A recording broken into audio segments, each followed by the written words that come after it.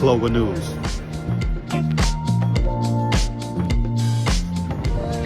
Global News Sports. The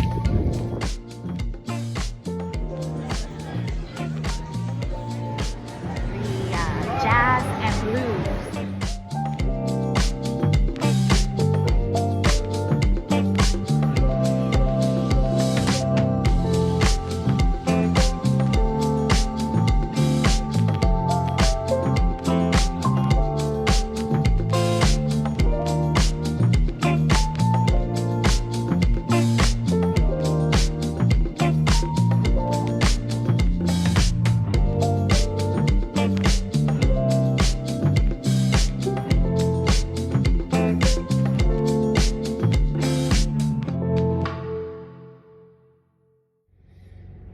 We're back again with another exclusive talk about roundabout for this next wave or this next week of football games. Okay. Well, we discussed the University of Houston. We've discussed the need for another coach. The reason why is because there's going to be, from this day moving forward, with the exception of Sam Houston State University, I do not see any more wins on the schedule.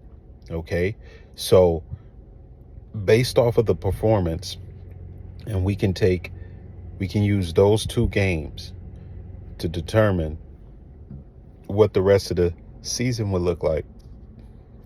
Now, we know when the University of Houston is faced with an opponent that is considered to be a challenging opponent like UTSA.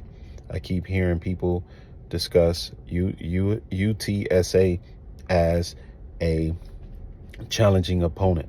Okay, well, who else have they played? Have they won any other games against other Power 5 teams? So in order to know if they're a challenging opponent, they would have to play multiple Power 5 teams to determine that. So let's look at the University of Houston. Well, after winning against UTSA, they go into Rice Stadium and play Rice, and then they lose.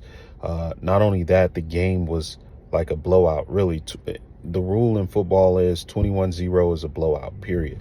So if your opponent scored 21 points and you haven't scored, pretty much the game's a wrap. You kind of already know who's going to win the game.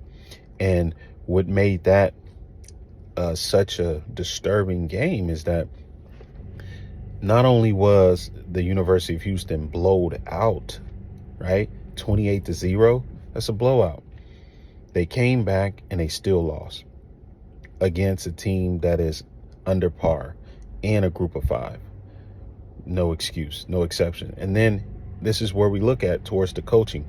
When interviewed about why did your team lose and in such a fashion, it's almost like when a coach tries to place blame on other things beside itself. For an example, right? A coach runs a team and it has other coaches up under him, coordinators, defense, offense, kick return, special teams, so on and so forth. So when you look at all of these things, you clearly can see that, of course, there's a lot of other coaches that are working under the head coach, but the buck stops with the head coach. The head coach is the one who coordinates everything so it can all function. It's a machine. The whole program is a machine with many different parts, many different elements. It doesn't start on the field. It starts in the off season with recruiting, all of these things. And all of the whole program looks up to the head coach. Like every member in the program looks up to the head coach. Now, if they looking up to the head coach for leadership and the leader turns the other way or don't give them the information that they need in order to be confident or having the right plan in place to execute or to succeed, then you have to question the leadership.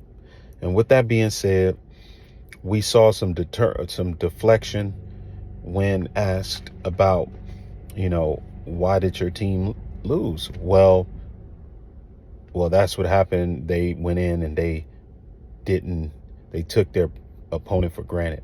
They underestimated their opponent. But you're saying they did. No, you did as the head coach. What you mean they underestimated? And then you mentioned, I told them, you can't go in like that. No, you are putting it on them. You are the head coach. That means you don't have control of your team, basically. When that happens, then it's like hard to, there's no way you can win. If you don't have control of your team and there's no discipline and people are doing whatever they want, or they have a click over here and a click over there, everybody's clicking, and there's these people against those and fighting and all of that in a program, that means that's a reflection of bad leadership. That means you cannot get a hold or contain of your whole team. And this is what we're seeing here. And there's no backbone. I do not see or hear any backbone in this program. And when that happens, then you start seeing on the field many losses. Now, I understand when you can reflect and say, it's a lack of talent, right? We can say, well, they don't have this, or these players got drafted, or so many other things. But in this case, we're in a hotbed of recruiting talent. Everyone knows that U of H has access to all types of talent at their disposal. And not to mention that they've been elevated to the Big 12. That also makes things easier. Here's the thing. You have the new coaches or the new style who have adjusted to the transfer portal, and then you have those who have not done that.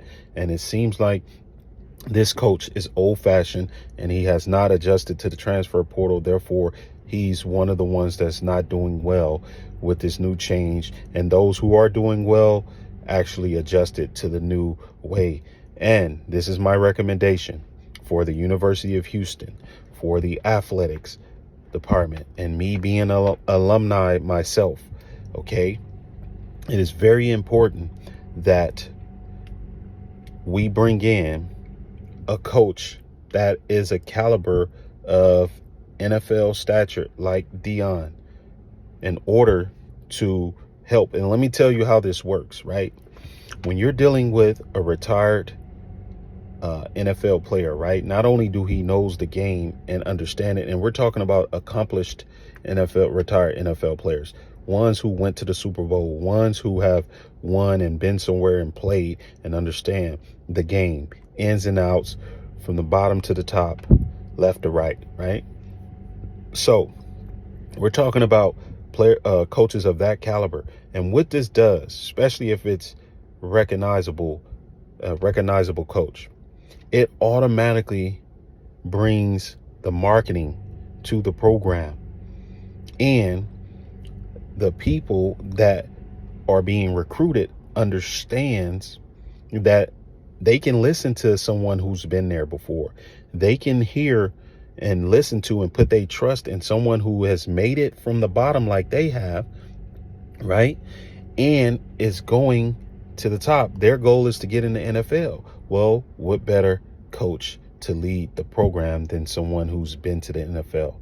And this is what we're talking about. This helps with recruiting. It makes it easier in the transfer portal. And then you compare. You look at a program that's on the rise and they have a head coach that has been to the NFL, played many years and was successful and has won Super Bowls, right? When you think about that, when it's time for the transfer portal, all the good talent is going to go to those teams through the transfer portal because they want to be able to win. They want to be able to, that's the reason of playing in itself, is to win playoffs, national championships, and go to the league, to the NFL. That's the ultimate goal of these players, right? And so what makes it more easier for their decision to know that they have a leader that has done all of that, and they're going to their team to give them their talents and help that program. So this is my recommendation. This is my advice. Yes, University of Houston, seems like there needs to be a coaching change in order to thrive in the Big 12 and not be looked at as a bottom feeder. Not only that, also to be embarrassing, in which the whole league in which just brought you in. So once again, you don't want to end up being like a Rutgers or anything like that. So this is just my advice. Once again, Global News, thank y'all for listening. Subscribe if you haven't. Click the like button. Click the notification bell. Until next time, have a great day. Global News. Global News.